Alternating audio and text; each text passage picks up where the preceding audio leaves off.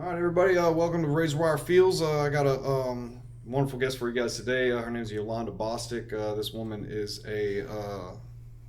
I'd call it a mentor of mine. Maybe she's put in a lot of. She advocated a lot for me coming out the door of prison, and I'm very appreciative. And she has a great story to tell, so I wanted to have her on here so you guys can meet her and hear a little bit of her story and how she does. So, but first and foremost, how you doing today, Yolanda? I'm good. I mean, it's my nap time, but Nap time. yeah, for you, anything. Then. I have the Red Bull. You can have the Red. Okay. I don't want no Red Bulls. So we can delete Red Bull out, right? Because we're not sponsored by them. Right. You can just blank that part out. Mm-hmm. Okay. Well, introduce yourself to everybody. Well, hi. My name is Yolanda Bostic.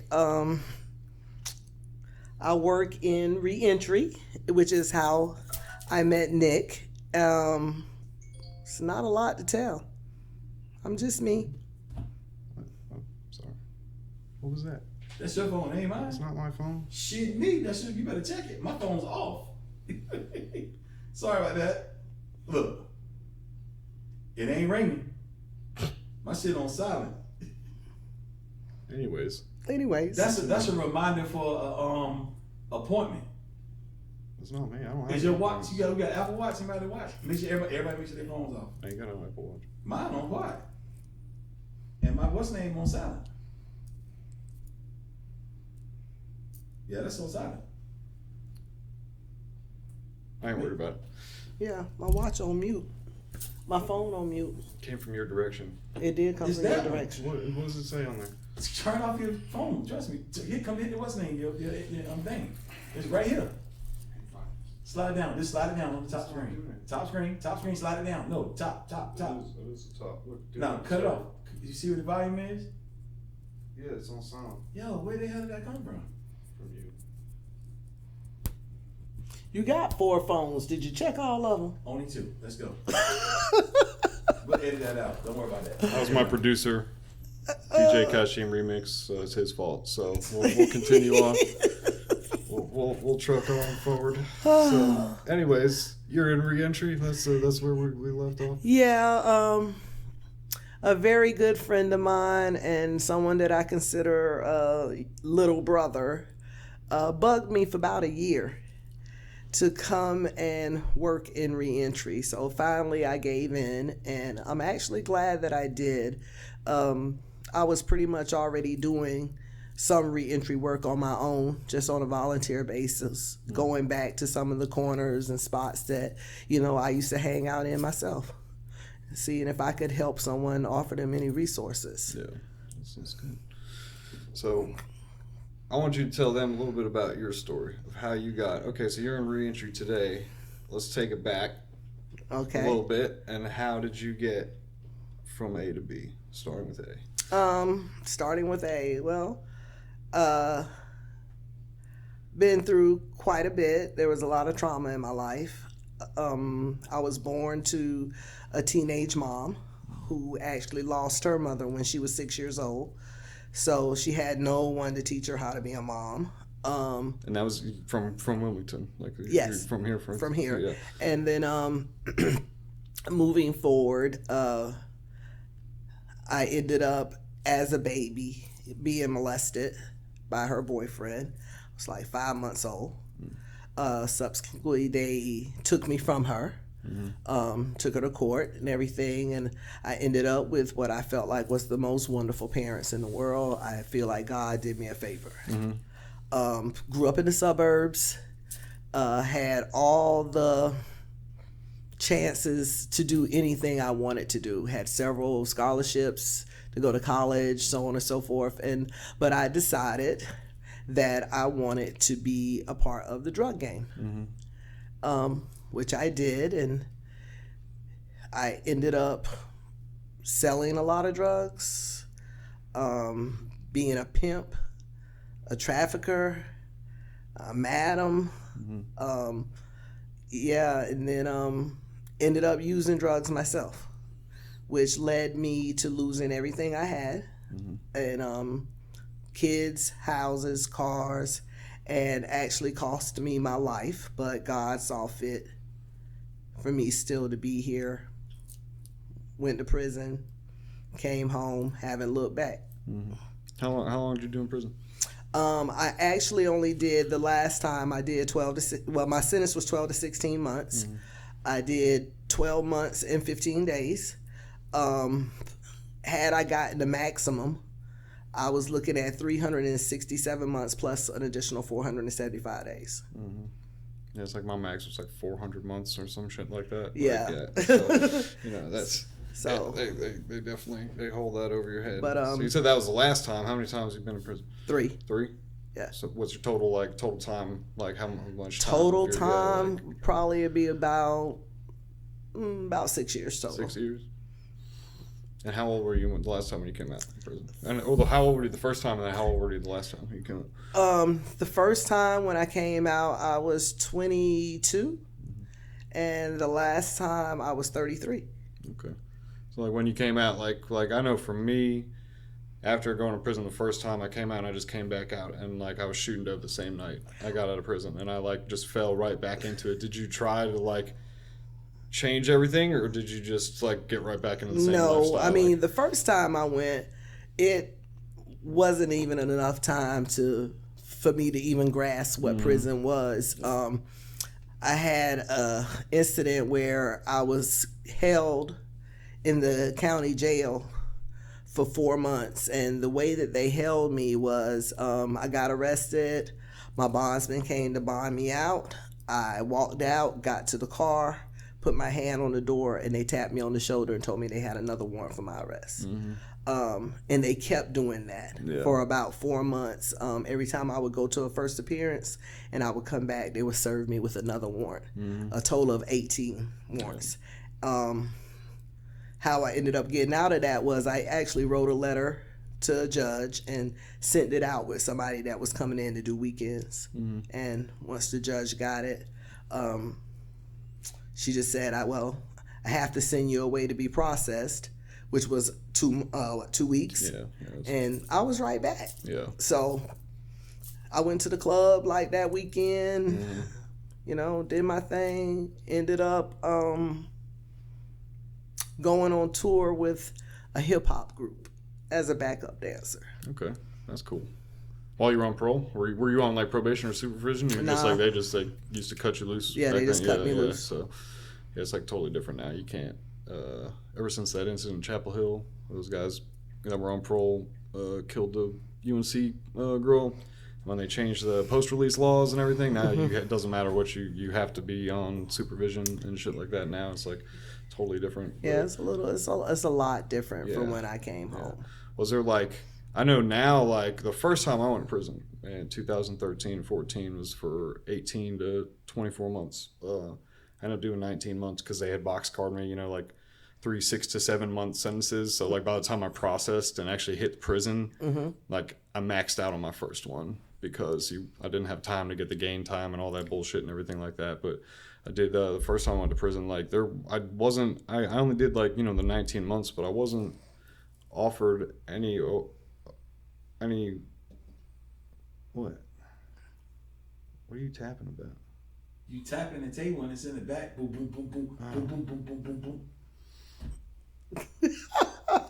Sometimes I'm Italian. I like to Edit talk back. with my hands. Edit back, but bro. yeah, don't tap the table. There's no editing. We're going full raw. Okay, so like the first time, you know, like I wasn't aware of any like re-entry programs, and like there wasn't really anything like. Well, when I came home the last time, there wasn't any programs to help me. Yeah. There was one program in my area, and they just dealt with men. Yeah. So as a woman, I had to just like pull up my bootstraps and try to get it. Yeah, it's crazy because they don't. My thing about the prison system is like they don't ever. There's not much help to help you try and change your life or anything like that. Like if you want to do positive change, like you have to do that yourself. Well, like, you know, it's that's a little different also now. Yeah. When I was released, they literally gave us a class before we were released, and they called that class job readiness at the time. Yeah. Where we went in, we learned how to do resumes, we did mock interviews. They taught us about tax credits where jobs could get tax credits for hiring us. They also taught us about being bonded by the federal government and a lot of things that I know now they're not doing for people that are being released. But what's ironic about it is those things are still available. Yeah. But they're not informed about it. Yeah, they're not informing you while about I was it. locked up this time, it was 6 years, and from 17, I just got out last year in 23. So in November of 23, I got locked up in October of 17. Did 73 months. COVID happened while I was locked up. I was in the hole for a year when COVID happened. So I went to the hole in May of 19. I got out in June of 20, and everything was different. And any programs they had, classes and school or whatever like that, commercial cleaning, the food service program, the barber school, everything, all the welding, all those schools were shut down after COVID. And it took 3 years for them to just finally start reopening stuff, to even just let us out the block or let us go outside. I went outside 30 times between May of 19 and March of 23. Wow. And that's not because I didn't want to go outside. That's how many times they fucking let us outside. Right. And so they were short staffed, and they used COVID and the state emergency to, they could just deny us our rights and deny us access to fresh air and everything like that under emergency clauses, so they could, treat us like that. And they weren't concerned about reopening the classes and everything like that. Well, I was treated like that in the county way before COVID even. Yeah, well, this county here, New Hanover County. This county jail sucks here. This is terrible. Not even the one that you know. Yeah, the old one. The old one, yeah. I mean, I didn't see outside for 4 months. Yeah.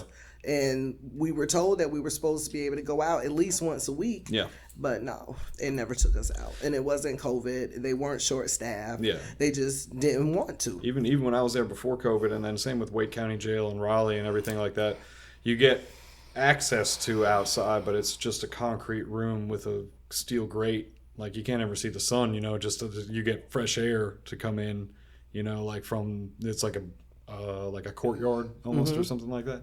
And that they have that in the county jail here. They actually have a basketball hoop in it, but then the other one in Wake County, they don't. It's just a big concrete room and everything like that. And that's all the outside time you get. But it's crazy because when you're in jail and you're just charged with something, you've been indicted on something, and you haven't been proven guilty yet, and you're supposed to be presumed innocent until proven guilty, which is complete bullshit. But you have less rights in the county jail than you do in prison. That's a lot of people prefer to do their time in prison as opposed to the county, because I can't even buy a pen in the county jail. It's I can't get a hardcover book, but I'm supposed to be innocent. But I get to prison and I can buy razors, I can buy pens, notebooks, books, go to libraries, stuff like that. Yeah, definitely. And like I said, back when I was locked up, we definitely couldn't do anything in the county, so getting to go to prison was like a breath of fresh air. We were still allowed to smoke cigarettes. Oh yeah, we were still allowed to have cash in our pockets. Yeah, so totally different world. Family sending you jeans and sneakers and Timbs to put on, if that's what you wanted to do. But yeah, it's totally different now. Yeah, it's a completely different world, but there is no way I would do anything to go and deal with it now. No, I wouldn't fucking dare. I just no. Nothing. Yeah, I used to joke. I was like, I'd go sleep that away. Yeah. But now, nah. Yeah, it's it's totally different. And it's funny. I stumbled upon you and your program completely by accident. It was or a God thing or whatever. They denied my home plan to go back to my parents' house, and I was homeless. I have to go back to the county that you're released, or that you caught your charge. And I'm not from Wilmington. I'm from Cary and the Raleigh area. Mm-hmm. I was just down here on the run and accidentally kidnapped somebody. But so it's so I ended up having to come back here, and I didn't know where I was going to go. I just thought I was going to be homeless and everything like that. But a couple months before I got out, I get a letter in the mail about the Pathway Home program, the program you work, and I never requested information. We actually, because one of the time frame requirement is you have to be 20 to 180 days from your release date. So we actually pull a report it names everybody that's going to be getting out within the next 6 months. Okay, that's that. And Yeah. your name was on that list. Yeah. So we literally send an application to everybody that was getting out. Yeah. I'm surprised by the number of people who don't take advantage of it. Yeah. I think it's a really good program, but yeah, so many people that don't take advantage of it that it's mind-boggling. I just don't understand, but I guess I'm looking at it through the eyes of, like I said, someone that didn't have programs to help them. Yeah. You know, I ended up sleeping in broken down cars that were parked in backyards and alleys and, you know, at abandoned houses and stuff like that, because I knew that I just didn't want to go back to prison. Yeah. And hear all these resources now, and you know, like I said, you have people that would just not want to make change, or if they say they want to change, they still won't take advantage of the things that are offered to them. Yeah, it was like almost like a pride thing for me. Like I threw the flyer on the bottom of my locker. Like I was just like, what is this? I don't know what the fuck this is. Like I didn't apply for this. I just threw it in the bottom of my locker, right? And like ignored it. And I was like, I'm gonna go play volleyball instead, right? So I'm thinking about this, and like I was like, I could get some fresh air. I could finally play volleyball after 5 years in prison. Like, yeah, I'm gonna go play some volleyball. And it was one of the guys, Andy, that like he had got accepted into the program, and he was like, yo man, you should check this out. Like this is a pretty good setup, you know. Like, and I was like, you know, at the time I'm like, I was still getting high. Like up until literally 3 weeks before I got out of prison, I was like, you know, fuck this. Like I'm not about to go live in a halfway house and live by some like stupid rules and shit. I'll be fucking homeless. I'd rather be homeless. And like, it's like now looking at the mindset of it, it seems like completely fucking ridiculous. You know, like that. I had that. I was trapped in that cycle. You know? Well, I like, mean, that's dealing with the devil that you know. Yeah. You know, a lot of people have fear of trying something different just because it's different, and they don't know what to expect. Yeah, they've never tried it before. They've never been down that road before. But I mean, it's kind of, to me, I was like, well, before the first time you rode a bicycle, you didn't know how to ride a bicycle. You didn't. You had to get on it. Yep. And maybe fall a couple of times, but then you got it. And life is like that. Yeah. You know, so when we get to different points in our lives where I always call them crossroads, and we have to make a decision, you know, a lot of people, instead of going forward, would rather either stay stuck where they are or go backwards because it's comforting. It's familiar to them. It's a fear thing, you know, like you know, you fear the unknown, you fear change, like everybody kind of does. We're creatures of habit, right? Like, yes. You know, we're programmed by the time we're 7 to all the major habits that we all do on a daily basis. Like we don't think about walking, right? You know, we don't think about climbing stairs or you know, using the restroom. Like, you know how to do that, like, right? You know, it's like but that there's other behaviors involved in that too that you've picked up in their subconscious, and you don't recognize that. And so you like you said, you want to go back to what you know because that's easier. Right. It's like there's nothing, you know. Well, it's perceived to be easier. It's perceived to be easier. You tell yourself it's easier when you really, but like subconsciously, you also know that it's not easier, and it's you know, it's you're gonna be fucking miserable, like really, you know. It's like, but that's the lie that your ego tells you, that like you can make it work this time. Oh, like, yeah. You know, like it's for me, especially with addiction and like for years, like you know, my whole life I was like, I'm smarter than everybody in the room. Like I can get away with all of this because the people around me aren't as smart, and it's like an ego thing. So I was like, I can find that perfect chemical balance, right? It was like just a little bit of heroin, a tiny bit of meth, like occasional shot of crack, smoke a joint, 2 Xanax, a couple shots of whiskey, and I can make it through a day. Yeah. You know, and it's like it's a lie. It is a lie. I myself told myself that nothing was going to take over my life, that I was strong enough to control anything that I decide to put in my body. Yeah. I was a functioning addict for years. No one had any idea that I was smoking crack. Yeah. And then one day it was just like the whole bottom fell out, and I just didn't care anymore. The only thing that I cared about was getting the next high. Yep. But the lies that we tell ourselves. Yeah. But I was arrogant and conceited, and which is why I ended up doing those 4 months downtown. It was because of my arrogance. Yeah. Because you thought you could. No, I mean, I was that person that literally I would get arrested and I would walk in and be like, yeah, don't take out no jumpsuit, no shower shoes. Don't even do that booking paperwork because I'm not going to be here. Yeah. About 10 minutes. And literally within 10 to 15 minutes. Be gone. I'd be gone. I mean, I've stood up in the courtroom and just looked at the judge and say, how much money you want today? Because that's how it works. Like that's the whole thing about the system. If you have the money to walk out that door, it's all a money game. It's all and they would look at me like, what? I'm like, how much money you want today? Yeah. What's my fine? They tell me, I turn around and look at somebody, they get up, go to the clerk of court, come back with a receipt. Yeah. I never have that. I've the first time I got arrested was a felony hit and run with intent to cause personal injury because I hit a dude with my car because he was coming at me with a tire iron. It was a whole fucking wow. It was a whole situation. I was hanging out with my ex-girlfriend, selling her some heroin.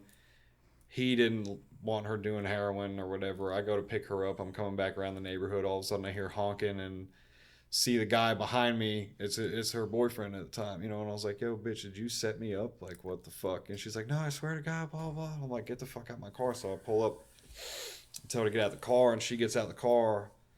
And the dude pulls in front of me to try to block me in. He gets out, and he's got like a tire iron or something, like a little piece of metal or whatever. And he's like, "Yo, get the fuck out of the car." And I was like, "Man, fuck you." And I just put it in drive with my little 89 Honda Accord and hit his ass. And he fucking rolled up over the top of my car. And then, he called the cops. And I said I ran him down with my car. I'm like, yeah, when I ran over somebody with my car, they went to jail. Yeah. Yeah, no, I end up getting arrested for it. Like, I got a call later from the detective. He's like, "Hey, Mr. Lucido, like, we have a warrant for your arrest for felony hit and run."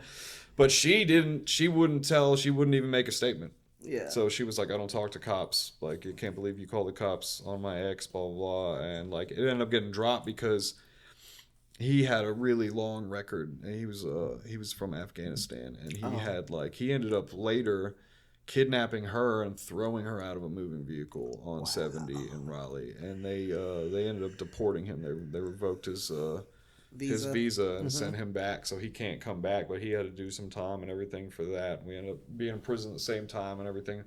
He did that and got like 9 months in prison. I break into a couple stores, it was like 58 or something like that, but just a few, and I get like 19 to 24, and it's like, but I consider what I was doing like not a victimless crime it wasn't a violent crime, and I didn't fucking throw a person out of a moving vehicle, but he got less time because he had money, because he could afford. Oh well, yeah, money. I mean, dealing dealing with the justice system, money is definitely very, very beneficial because, like I said, that was what I did. I mean, for years and years, just like I said, just pay off who I need to pay off and walk away. I mean, it didn't matter who it was at the time or what their position was.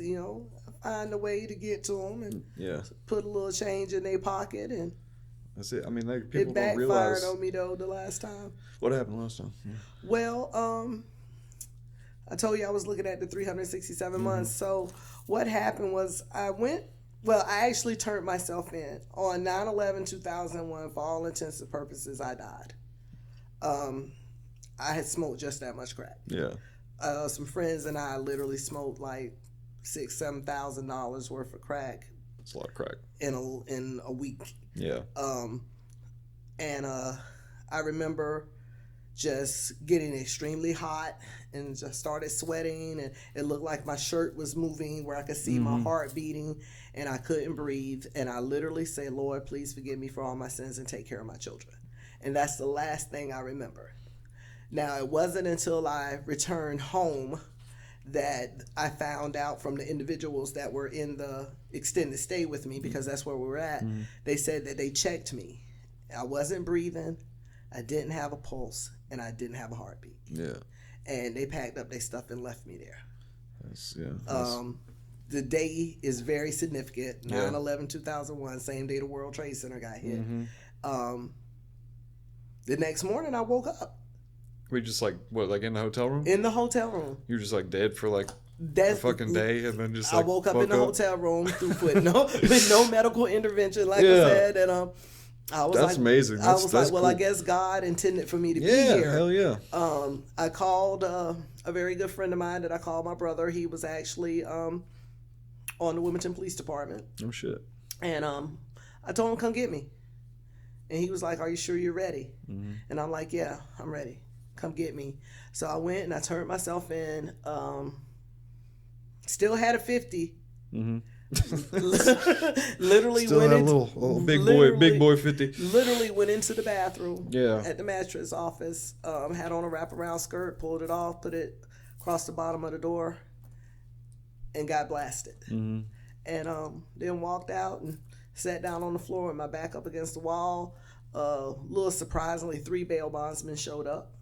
I didn't know how they even knew I was there because I only called one person. Yeah. And they said they came to get me. I think my bond was $285,000 at the time. And I was like, nah, because if I go back out there, I'm going to die. Yeah. God has already showed me that if I go back out there, that's where I'm going to die at. So that was really the turning point. And you haven't done anything since then? No. Went to court. The judge, she was considered a real hard ass. Hardly no one liked her. When I got to court for my first appearance, she looked at me and she said, how did you end up in my courtroom in front of me? Because we had history. Yeah. I literally was on her campaign committee for her to get the seat. But yeah, so she told me, she said, I want you to go back. I want you to write me a letter as to how you ended up here. And I did what she said. I went back, I started writing, and like everything just started coming out. Yeah. Like stuff that I thought that I had dealt with and, started coming out. About 10, 15 pages. And when we went back to court, gave it to her, she took it out the envelope and she literally was like, folded it back up, put it back in the envelope. Now, in my head, I'm pissed because she didn't thoroughly read it. Like, you made me write all of this and you didn't read it. Yeah, like you poured your heart out to a piece of paper and she just looked at it like it's a flyer or something. Then she told me to read it. Oh, so you had to read out it in loud, the courthouse, in open court, admitting in front of another human being and God the exact nature of your wrongs. Which I was like, oh no, because there were a lot of people in the courtroom that knew me. There are a lot of people in this city that know me, and I was like, there's stuff in here that nobody knows about me. That I went through in childhood, and why I started getting high and all this other stuff, and so I went ahead and read it. Yeah, it really humbled me and gave me a different perspective. Yeah, it's like on life and how I was living. You did a 5th step in court, essentially. Pretty much. Yeah, like you when you wrote the letter, that was your 4th step, searching and fearless moral inventory, right? And then you admitted it in front of God and another human being, the exact nature of your wrongs. Yeah, right? A lot of other human beings. This court was full that day. It's typed up somewhere on one of those little weird looking keyboards. But like I said, she sentenced me and I went and did my time and they told me, oh, you're free and clear. You got nothing pending. When you go home, you done. Yeah. Came home on a Friday. Person that picked me up from the bus station, because they used to send you home on a bus then. Yeah. Picked me up with a blunt, already rolled. And something inside of me just said, no, don't do it. Yeah. And I didn't. That Sunday, I went out with some friends. When I came back to where I was staying at that time, a PO had been looking for me. Said that I was in violation. I didn't understand because I was told that I didn't have anything. Yeah. Went and saw him that Monday morning. They explained to me that she held back one sentence and didn't activate it. How did I do that? Like, did you sign an open plea or some shit? Like, No, she sentenced me completely. She just didn't activate. She ran all my stuff together except for one. The embossed card, that one. Behind the others. Behind the others. But like didn't tell you about it? Didn't activate it. I had no idea. That's crazy. And like I said, it was DAC at the time. Well, DOC at the time. They checked and checked and checked and checked, and they could not find anything. You're free and clear to go. So I came home. So wait, they violated you, and then they got to the computer, and then it was like wasn't there. He ended up the officer that I went and saw. He ended up not actually violating me. He was just letting me know, like, yeah, you was supposed to be in the house. You had a curfew. You know, I had all my paperwork and everything, and I was like, sir, I honestly did not know that I was supposed to be on probation or whatever. Because look, here's the paperwork. You see what they gave me, and so he didn't violate me. And I had to end up going to drug court. Oh, fuck drug court. For a year, which is where she put me at for that year. I did drug court. I made it about, let's see, the first week I failed a piss test because I was on parole the first time. I was getting high the whole time. And I think my PO, like, kind of, she liked me a lot. So, like, she was like, you going to pass this piss test this month? I'm like, nope. You know, and then she said, well, you better pass it next month. I come next month. You gonna pass this time? Nope. Like, you know, and so she let me slide for 9 months, and then was like, she really liked you. Yeah, she was like, oh, by the way, I'm putting you in drug court because that was part of my probation. It was when because I fucked around and well, my first sentence that my lawyer was like, yeah, he needs some help. You know, he's an addict, and they're like, oh, we'll give him drug court as a mandatory helping thing for It's I was pissed, needless to say. And when I came back, she was no longer the judge over drug court. There was another judge there, a gentleman who I actually have a lot of respect for. I count him as one of my very, very good friends at this time. I didn't want to be there, but about 2 months in, I started to look at it like this is literally the safety net that I needed, you know. It's like structure, you know, it's a structure out. That, because like it was so many people coming at me, like literally just trying to give me packages. Not so much to get high off of, but everybody knew I was a money maker. Yeah. So if you give me something, it's going to make money. But it was a safety net because had it not been for drug court and the structure and being afraid of going back to prison, I would have stepped back out there. I don't know whether I'd have used again, but I definitely would have sold some more. Yeah, definitely. Yeah, like that's a whole different addiction. Is you know. Yeah, the money is the money definitely thing. Addiction.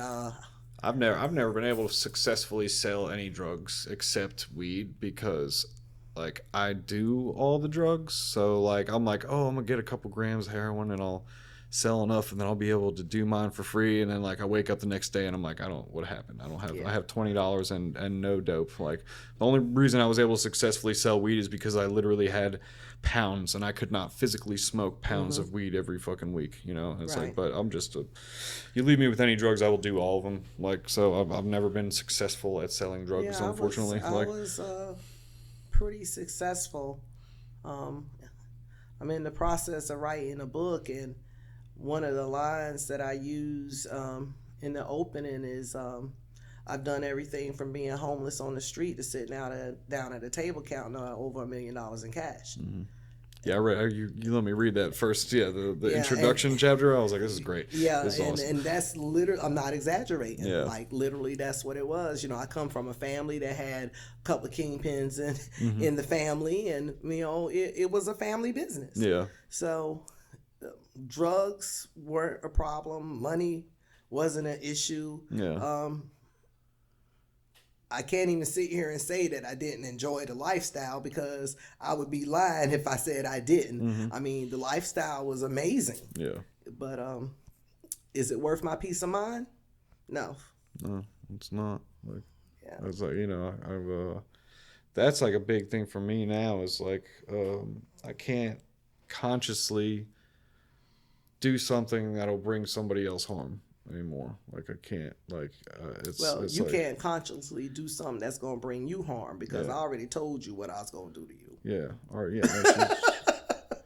I'm more afraid of her than I am of going back to prison. Trust me, people. Trust me. So she keeps me in check. But Nick is like a little brother to me now. I mean, I think that we have developed a relationship that was beyond just, case manager client. Yeah. So it's like. But I saw something special in you. I heard it in your voice when I talked to you. Yeah.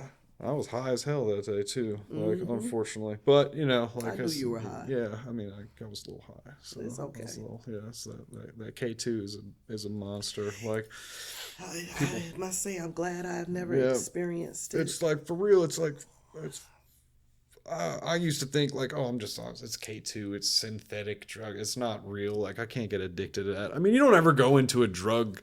Thinking that you're gonna thinking you're gonna get addicted. Like I didn't pick up heroin being like, oh, I'm gonna be a fucking junkie in prison and shit years later. No, it's like you just want to. Yeah, I didn't pick up crack with the thinking that the outcome was gonna be addiction. I just got to a place in my life where there were some things that were happening, and I just knew I wanted to escape reality. Yeah. And the person that I first got high with, ironically, they sat down and gave me a speech. Mm-hmm. Like, this is what can happen to you. A, B, C, D. Read down the whole list. Yeah, Reggie, the rights to. And, then looked at me and said, do you still want it? Mm-hmm. And I said, yes. Yeah. I was just in that much pain, physically, emotionally, spiritually. Just it was just pain all around. So. Yeah, it's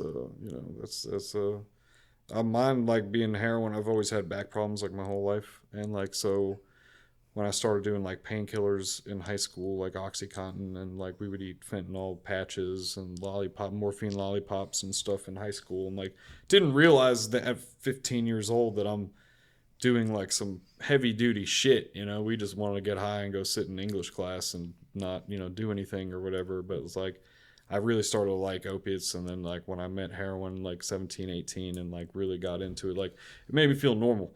Like it gave, like I would get hyper on it because I have a base level of pain on a daily basis, and then I would do heroin, and like it made me feel, I was like, this is what normal people without pain, physical chronic pain feel like, and it's like, but then that like you said, I'm a functioning addict for about 3 to 6 months.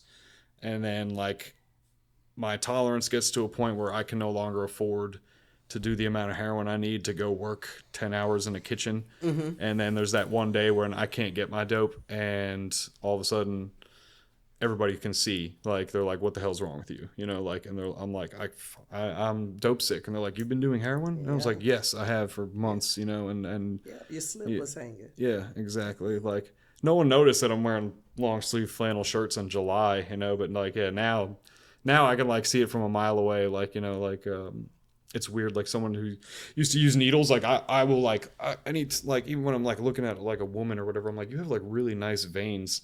Not like, hey, you have like beautiful eyes or like, like nice ass or some shit. I'm like, you have amazing veins. Yeah, I've had people look at me and say that, and I'm just like, okay. Yeah, it's. I said, you want them, don't you? Yeah, it's funny as shit. Like it's crazy because like in prison, like I had not used. The last time I'd used a needle was like 2019. Up until like 23, like a month before I got out, I used a needle one time and was like, what the fuck, man? I just threw out 4 years of not using needles and shit. And it's like, but then those 4 years when I wasn't, every time I loved it when I'd go draw blood. Like when they'd call me down to do labs, like I'd be like, I'd get excited. I'm like, I don't get to do this anymore. Like, and the nurse is like, I'm like, look, just go right here in the V, or like hit the H mark right here. She's like, well, you know your spots, don't you? I'm like, I could do this shit in the dark. Yeah. And it's like, that's a whole, like another addiction. It's like, I don't have a problem with needles. Like you said, when I go to draw blood and stuff, I'm literally telling them, yeah, hit this one and looking at them do it. But I've never been an intravenous drug user. Yeah. But, my thing was pain brought me comfort. Mm-hmm. So Like you like embrace it, like it's like the yeah, thing. because Yeah, I always tell I have this tremendous threshold for pain. Yeah. Things that other people shy away from or just break them down. I'm looking at them Yeah. like, oh come on, it doesn't hurt that bad. Yeah. It's I'm familiar with that. Like now it's like I've pain, like I like embrace it, like it's like daily, like it's like this is something I'm gonna have to deal with for the rest of my life. It's like I can't run anymore because like I could go do some heroin or go get a prescription for pain pills or whatever, and it's just a fucking band-aid. It doesn't address like the actual issue, and there's more to it. It's like physical pain is one thing, like this shit's just temporary. Yeah, I mean, right? But like the emotional, the spiritual pain of like you can't accept your existence, like so you have to like seek to change your like your like a chemical, I don't know, it's like you're looking to change the way you're feeling, and it's like you're pain not accepting. lets me know I'm alive. Exactly. Yeah, like, because I mean, when I was high, I didn't feel anything. Yeah. I mean, physical, emotionally. I can't say spiritually. That was still fighting inside of me to come out. Are you a spiritual person? Do you Yes. consider yourself spiritual, religious? Like it was just more like a spiritual. Organized religion bleh. leaves something to be desired. Yeah. In my mind, I was brought up in the church. Ushered, sung on choirs, did missionary work, the whole nine. Yeah. But there were some things that were going on in the church that I was noticing that just didn't sit right with me. And every so often I give it a few years where I take a break and then I go back, maybe to another church or whatever.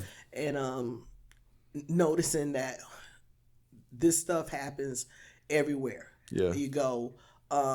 Now I look at it as, well, I can't allow those people in that building to dictate my spirituality and my connection with and my relationship with God. So that's where I leave it at. That's always been my thing with like organized religion and like it's what man says about God.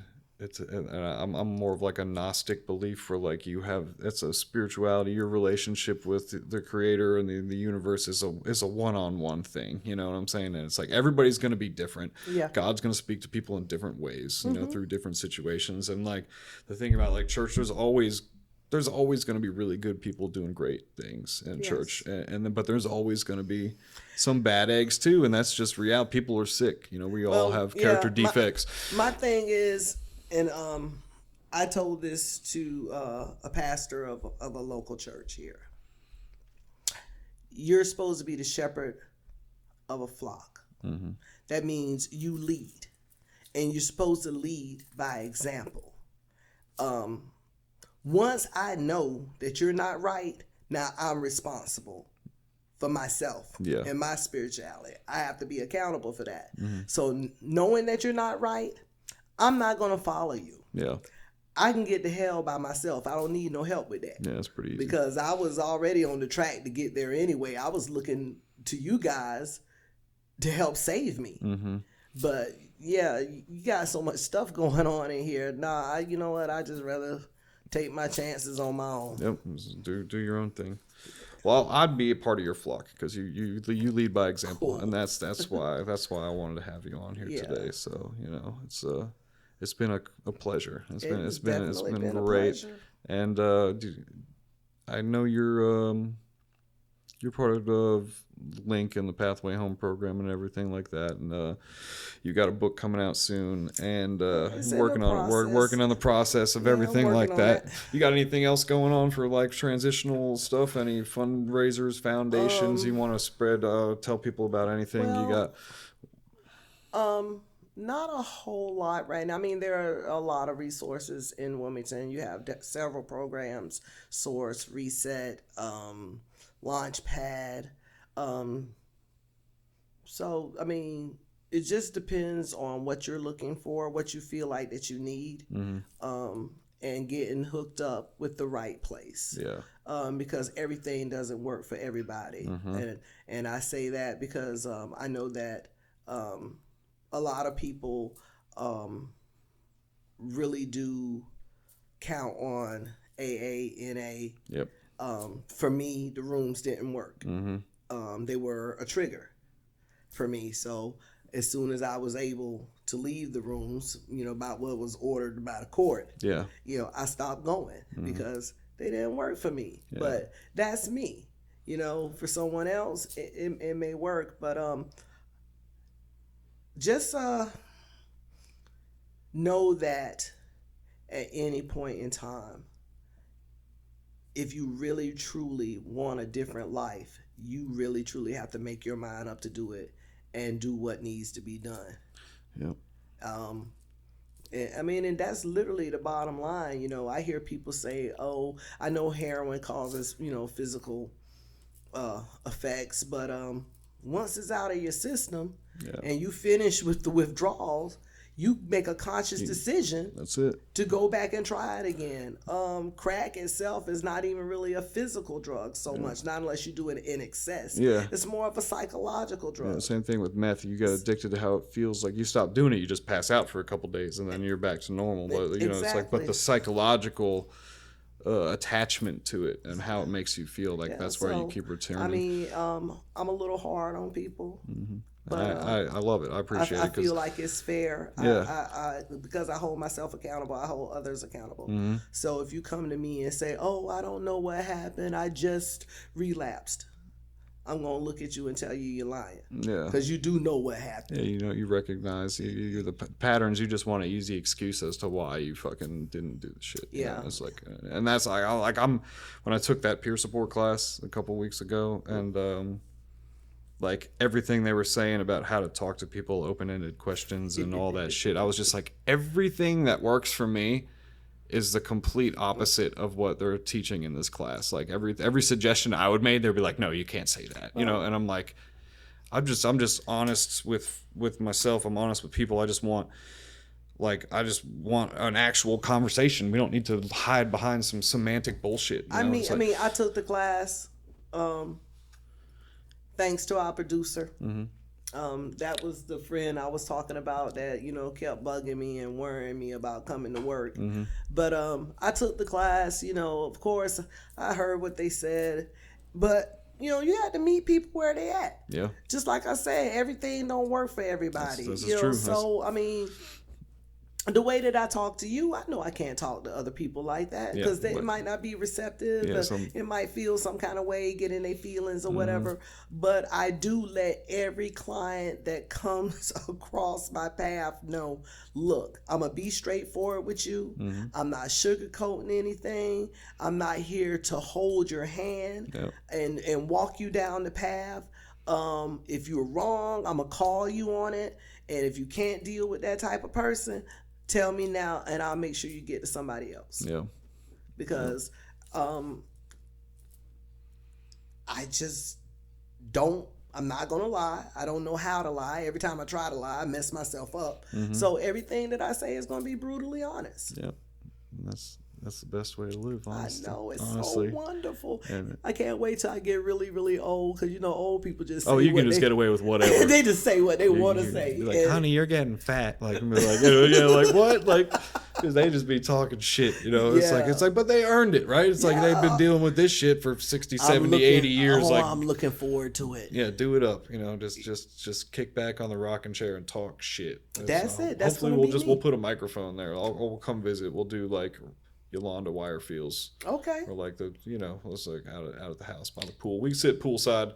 Yeah. And chill. So it'll be cool. But I'm glad to have you on my little podcast, and glad to be here. Yeah, just it's been great. So and just in closing, I am so very proud of you. Thank you. I have watched you make strides in the last few months. I mean, you haven't even been home 6 months. It'll be 6 months. Well, it was 6 months on Sunday. It was my son's Sunday was 6 my months. son's 8th birthday, and we got to play some Minecraft and video games and Cool. shit. I He's up in mean- Pennsylvania, but yeah, that was 6 months to the day. 6 that I months to the got day, out. and I mean, and in 6 months, you came home. You got your job, you got your car, you got your apartment. You know, you're self-sufficient. What else could you ask for? Oh, it's just you just got to do it. That's In what school, yeah. I mean, furthering your education, that's successful podcast. it's on its way. It's on its way. You know, just We're gonna speak it into existence. We're just Successful making as podcast. long as somebody hears it. You know, like eventually I want to get this on the Adobe, the tablets, so we can so the guys in prison can watch it and everything like that. And then maybe I wanted to have this part where they could write in letters. Okay. And so we could share their razor wire feels with the world, you know, so to Right. let people know that, like, hey, we give a shit, you know what I'm Yeah. saying? Like, we've been through it and we give a shit. And, you know, so, like, we're trying to help you stand up. And, like, my thing is, like, we got cell phones and shit now. Like, you have the entire wealth of human knowledge at your fingertips. You can do everything you need to do with this little piece of shit. So there's no excuses when someone says, how do I do this? How do I do that? Like, YouTube University. look it up. Yeah, like look it up. Like someone, oh, how do I get my food stamps? I'm like, if you want them bad enough, you'll figure it out. You can look up a stupid cat video on Google, like, you know, but you can't put in the work because you don't want it. That's it. If you want something bad enough, you get it. Like, There are people that want it, but they just want others to do the work for them. yeah, and that's not. I'm never gonna work harder for somebody than they work for themselves. No, I can't. You can't do it. You got to be able to do the work yourself. I'm willing to help anybody stand up as long as they're willing to stand up with me. You know, like that's it. Like, but I'm not gonna hold your hand and walk down the fucking street with you. Mm-hmm. But you know, I'll just help you stand. Like everybody's capable of it. You just got to dig deep. You know, ask God for a little help if you need it. Like with, you know, and then just say He helps those who help themselves. That's a fact. So, with that being said, you know, this has been another episode of Razor Wire Feels. I'm your host, Redbeard the Great, with my beautiful guest, Yolanda Bostic, ever encouraging y'all to get out and get it. Peace out. Peace out.